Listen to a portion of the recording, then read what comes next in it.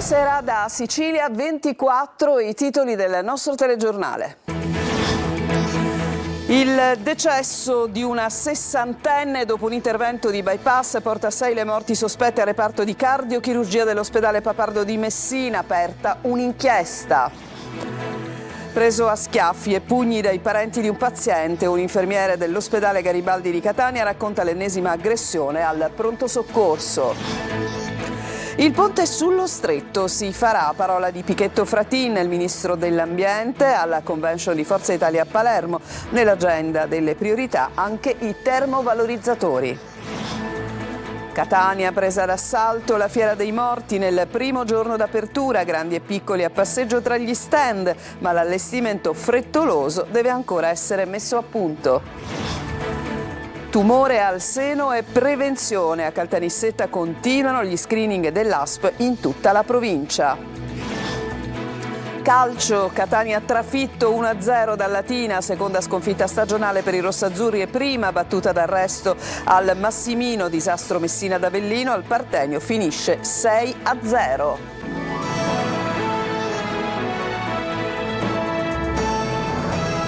Ancora ben trovati, andiamo subito a Messina, all'ospedale Papardo. Sono 6 le morti sospette dopo operazioni nel reparto di cardiochirurgia. La procura ha aperto un'inchiesta, ma sentiamo Francesco Triolo. 6 morti sospette, quelle avvenute nel reparto di cardiochirurgia dell'ospedale Papardo di Messina da agosto ai primi di ottobre, sulle quali ha acceso i riflettori anche la procura di Messina. C'è infatti un'inchiesta affidata alle sostitute Anna Maria Arena e Alice Parialò e coordinata dal procuratore aggiunto Vito Di Giorgio, che dovrà capire quali sono state le cause dei decessi dopo le denunce presentate dalle famiglie dei 6 pazienti. L'ultima in ordine di tempo, quella della sessantenne Donatella Canfora di Capodorlando. I familiari, attraverso l'avvocato Massimiliano Fabio, hanno presentato un esposto chiedendo il sequestro della cartella clinica con l'acquisizione di tutta la documentazione sanitaria. La procura ha iscritto nel registro degli indagati medici che avevano in cura i pazienti e sono 2 binari sui quali si sta muovendo: da un lato la possibile presenza di batteri e la fragilità dei soggetti coinvolti, dall'altro invece si cerca di approfondire anche il tema delle valvole utilizzate negli interventi chirurgici. Sul primo aspetto la procura attende gli esiti degli esami condotti dal laboratorio ChemLab, istituto di ricerca di Catania, che lo scorso 17 ottobre ha eseguito i tamponi nelle aree sotto osservazione. Quindi quelli delle autopsie. Sinora ne sono state effettuate 4, affidate ad un collegio composto dal medico legale Daniela Sapienza, dal cardiologo Gianluca Di Bella e dall'infettivologo Placido Mondello.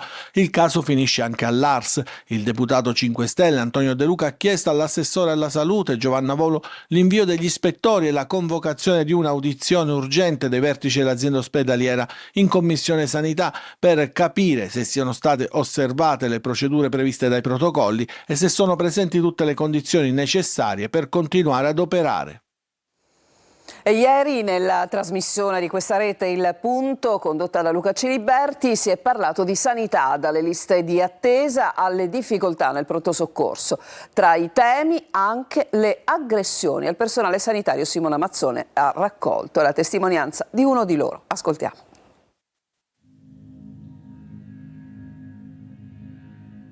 Ho subito un problema sia alla mascella che all'orecchio. Lui è Flavio, nome di fantasia, un infermiere in forza da 6 anni e mezzo all'ospedale Garibaldi Centro, un operatore sanitario come tanti, troppi, che ha subito un'aggressione fisica. Un parente, portando la moglie in pronto soccorso, è arrivato, come spesso capita, con la macchina strombazzando l'imbazzata nella camera calda. Noi abbiamo capito che si trattava di un'urgenza e usciamo praticamente subito. Nel frattempo il parente comincia a dare pugni nelle porte, insomma dappertutto, per sollecitare.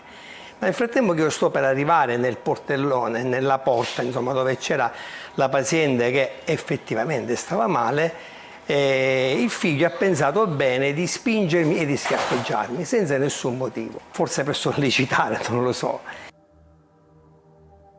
Il papà, vedendo questa scena, ha pensato che io avessi provocato il figlio e mi dà altri schiaffi. Io mi occupo della paziente, prendo la paziente e me la metto al sicuro all'interno del pronto soccorso, il collega la tratta subito in codice rosso e loro cercano ancora di continuare. Pazienti in attesa, parenti spazientiti e i toni si alzano. Anche mentre stavamo registrando questa intervista, dall'altra parte della sala al triage, l'ennesima aggressione verbale.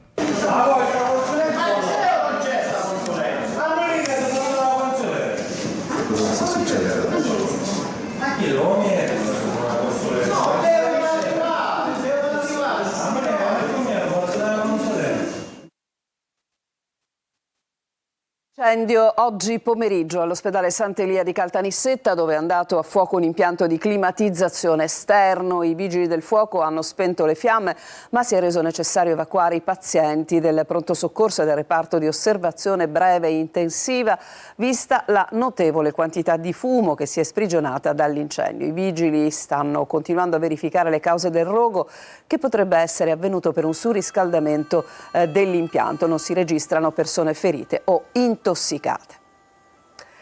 Si chiude a Santa Flavia, nel Palermitano, la convention di Forza Italia, che ha portato in Sicilia i vertici del Partito Azzurro, un evento nel quale Schifani e Tajani hanno dettato l'agenda politica per i prossimi 3 anni. Sentiamo Manlio Viola. 1000 delegati da tutta Italia, un vice premier e un vicepresidente della Camera, 4 ministri e altrettanti sottosegretari e poi una pioggia di deputati e senatori. Sono numeri record quelli della convention di Forza Italia a Santa Flavia, a Palermo, una vera e propria prova muscolare per il partito di Antonio Tajani e Renato Schifani. Una convention che fino ad ora è la più grande dell'era post-Berlusconi, nella quale gli azzurri hanno dettato l'agenda politica del partito per il paese e per la regione. Priorità ponte sullo stretto e termovalorizzatori in Sicilia, come ha confermato anche il ministro dell'ambiente Gilberto Pichetto Fratin. Il ponte si farà perché il governo è stabile e sono quelli stabili che riescono a fare le grandi opere. Sui termovalorizzatori Schifani ha i poteri e ci sono le condizioni. Ma non basta, c'è già un disegno di legge di attuazione presentato in commissione parlamentare per l'applicazione del principio di insularità che servirà alla crescita di Sicilia e Sardegna. Grande attenzione al mondo produttivo, con impegni per 2 miliardi da destinare alle imprese da parte del governo, è stato uno degli impegni pronunciati davanti al presidente di Confindustria Sicilia Gaetano Vecchio. Questo è un partito che non vuole essere soltanto un partito che cerca di trovare consensi, ma che cerca soprattutto di avere conoscenza e capacità di risolvere i problemi di tanta gente che aspetta. Infine la lotta alla mafia, rispetto alla quale è stata l'eurodeputato Caterina Chinnici a parlare di una Sicilia che ormai non esporta più criminalità ma antimafia, un concetto rispetto al quale le ha fatto eco anche Rita Dalla Chiesa. Tutto guardando al 2027, quando Schifani sarà il naturale candidato a succedere a se stesso, secondo il Tajani pensiero. Per citare un grande cantautore siciliano, Battiato, siamo il centro di gravità permanente della politica. Catania, lavori straordinari al cimitero monumentale per renderlo più sicuro ed accogliente. Dopo 3 anni ripristinata la luce votiva nel settore delle colombaie, in corso altri interventi di restyling e sicurezza. Tonino De Mana. Si avvicina la commemorazione dei defunti e il cimitero si prepara ad accogliere migliaia di catanesi che si recheranno in visita al caro estinto. È una corsa contro il tempo per renderlo più accogliente, anche se gli interventi di messa in sicurezza e restyling sono stati avviati da diversi mesi con l'obiettivo di recuperare anni e anni d'abbandono. La Giunta Trentino ha ereditato un cimitero disastrato che sta richiedendo interventi straordinari ed ordinari, lavori seguiti in prima persona quasi giornalmente dall'assessore con delega ai servizi cimiteriali Petralia. Riparate decine di perdite idriche con infiltrazioni anche nelle tombe, dopo 3 anni e 2 nostri servizi denuncia è tornata la luce votiva nell'ala delle colombaie in prossimità dell'ingresso del Divino Amore. Un impegno preso insieme al sindaco che siamo riusciti a portare a compimento, a rispettare prima della commemorazione dei defunti.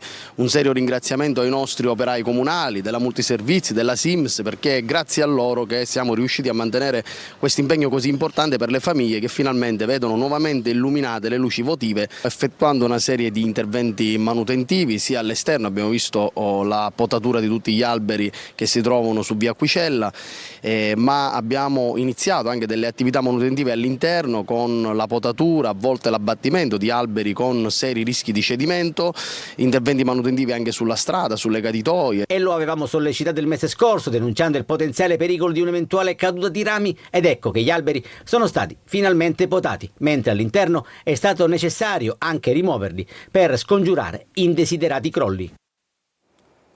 Per molte famiglie catanesi è stata una domenica, quella di oggi, all'insegna di una passeggiata nel rispetto della tradizione, perché è stata una passeggiata tra le bancarelle della Fiera dei Morti. Oggi il taglio del nastro, sentiamo. Il fatidico taglio del nastro, poco dopo le 11:30, sancisce l'apertura.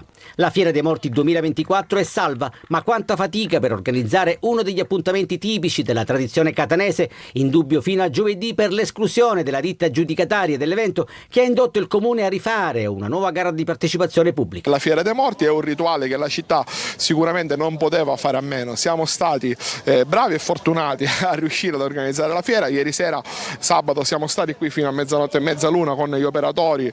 Ad ogni modo, burocrazia a parte, ciò che conta è che grandi e piccoli possono finalmente aggirarsi tra gli stand. Ora vediamo cosa comprare per i dolcetti, che qua abbastanza sono buoni. Borsa è piena e siamo appena all'inizio. Purtroppo sì, sì. Ne abbiamo approfittato oggi, anche se il tempo era incerto all'inizio, però tutto sommato con questa bella giornata è la scusa per uscire con i bimbi. Ogni anno si è messo sempre a piovere per la Fiera dei Morti. Quest'anno guardate che cielo che c'è e che sole che c'è. Mi raccomando, veniteci a trovare. Con questo corno, per tutti quelli che ci vogliono male, è uscito anche il sole. La frettolosa apertura domenicale ha comportato una serie di pericoli. Il primo, con la pedana ancora incompleta, ha costretto i visitatori a transitare strada con il serio rischio di essere investiti. L'entrata e l'uscita è in una zona troppo pericolosa, è sulla tangenziale, gli autobus ci stavano arrivando addosso. E che dire dei lavori per l'illuminazione in corso mentre i visitatori passeggiavano tra gli stand, per non parlare del percorso pedonale, appositamente allestito con tanto di transenne che costringono i visitatori a passare sotto un muro pericolante. Adesso ci fermiamo, c'è una pausa, torniamo tra poco per parlare di prevenzione del tumore al seno.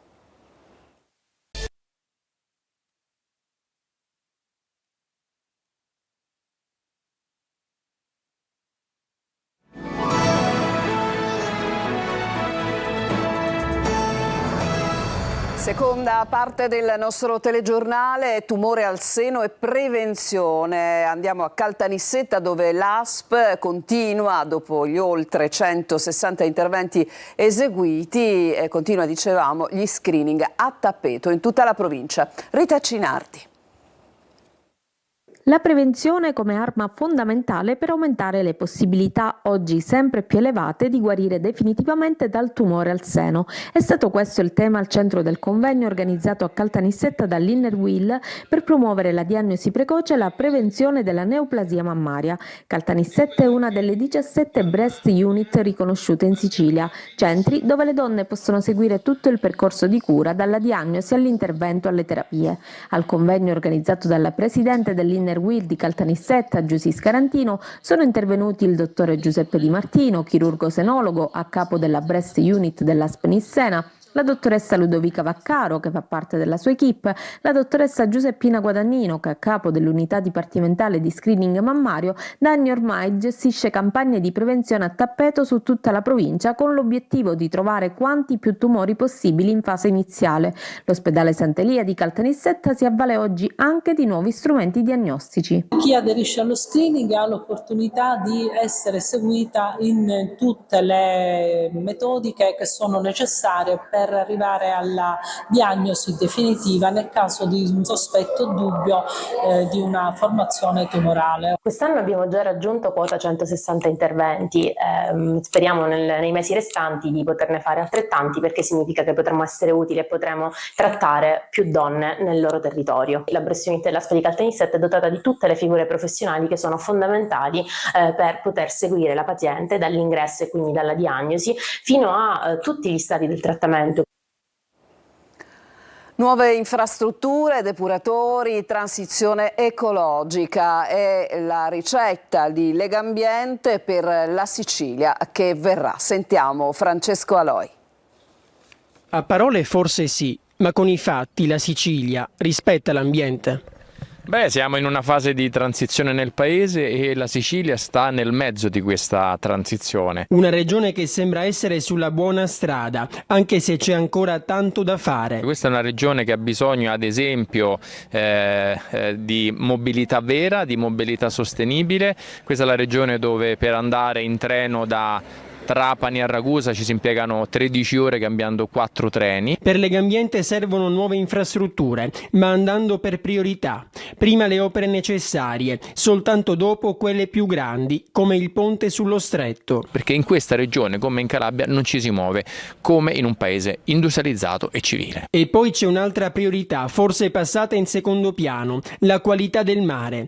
Acque sempre più inquinate, minacciate dagli scarichi fognari non depurati, che ogni anno costano all'Italia sanzioni milionarie. Servono nuovi depuratori con urgenza. Fare quegli impianti permette di aprire cantieri, nuovi posti di lavoro e permette di salvaguardare l'economia turistica, perché altrimenti i turisti, se vengono in Sicilia e il mare è inquinato, non ci tornano l'anno dopo. Ma l'inquinamento è anche nell'aria. Un esempio è il caso del quadrilatero della morte tra Siracusa, Priolo, Melilli e Augusta. La tanto attesa riconversione green però potrebbe far perdere posti di lavoro. Tutti stiano con il fiato sul collo delle aziende che in questo territorio hanno inquinato senza bonificare e che non hanno ammodernato gli impianti. Ci fermiamo ancora, in chiusura di telegiornale, il calcio, apriremo con il Catania che è stato sconfitto in casa dal Latino. A tra poco.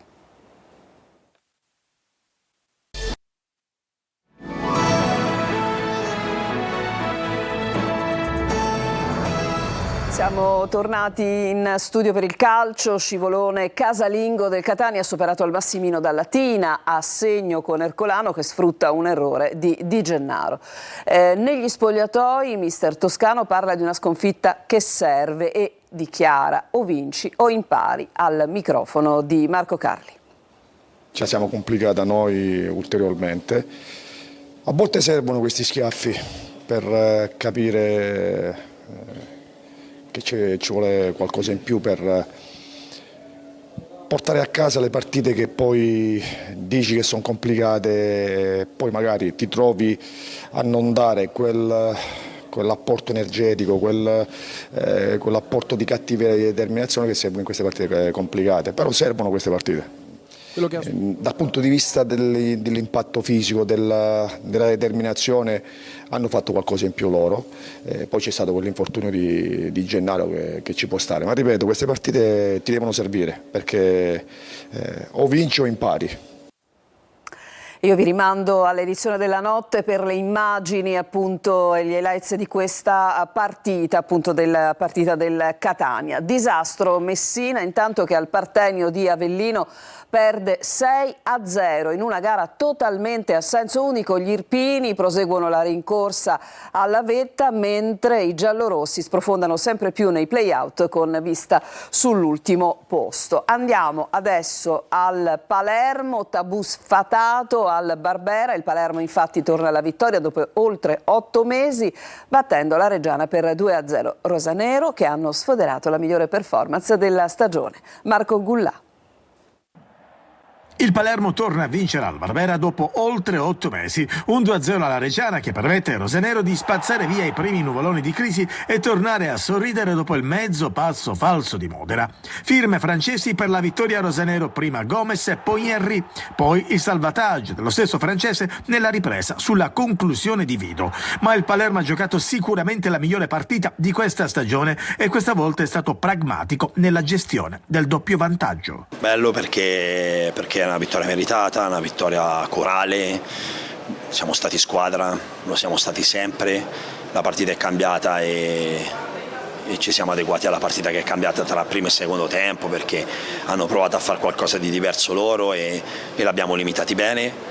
È bello perché è condivisa con questo pubblico fantastico, vogliamo regalargli ancora tante soddisfazioni. Una prestazione importante anche a livello caratteriale, il Palermo voleva questa vittoria e l'ha ottenuta giocando anche un buon calcio, soprattutto nel primo tempo. bellissima, soprattutto perché abbiamo un bello risultato e secondo me abbiamo giocato nella maniera giusta e tutta la partita. Possiamo fare sempre meglio, però possiamo essere contenti. Palermo che tornerà in campo mercoledì nel turno infrasettimanale, rosanero fuori casa sul campo del Mantova.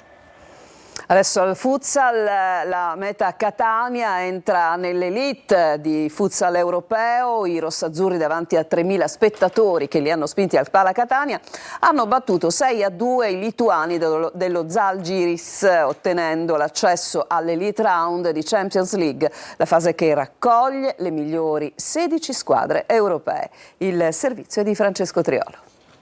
La Meta Catania entra nell'elite del futsal europeo. I rossazzurri, davanti ai 3.000 spettatori che li hanno spinti al Pala Catania, hanno battuto 6-2 i lituani dello Žalgiris, ottenendo l'accesso all'elite round di Champions League, la fase che raccoglie le migliori 16 squadre europee. Un traguardo storico per il club del presidente Enrico Musumeci ed un successo duro ma meritatissimo contro una squadra, lo Žalgiris Maidoma, che è tornata sempre sotto, soprattutto nel primo tempo. E proprio la prima frazione è stata quella a più alta intensità, con il doppio vantaggio della Meta Catania.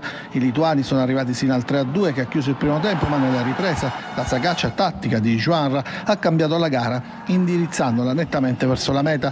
Nel finale c'è tutta la felicità del Pala Catania e l'emozione del presidente Musumeci per un club che vola tra le migliori 16 d'Europa. E con questo servizio si chiude questa edizione di Sicilia 24. A tutti voi grazie per averci seguito, una buona continuazione di serata.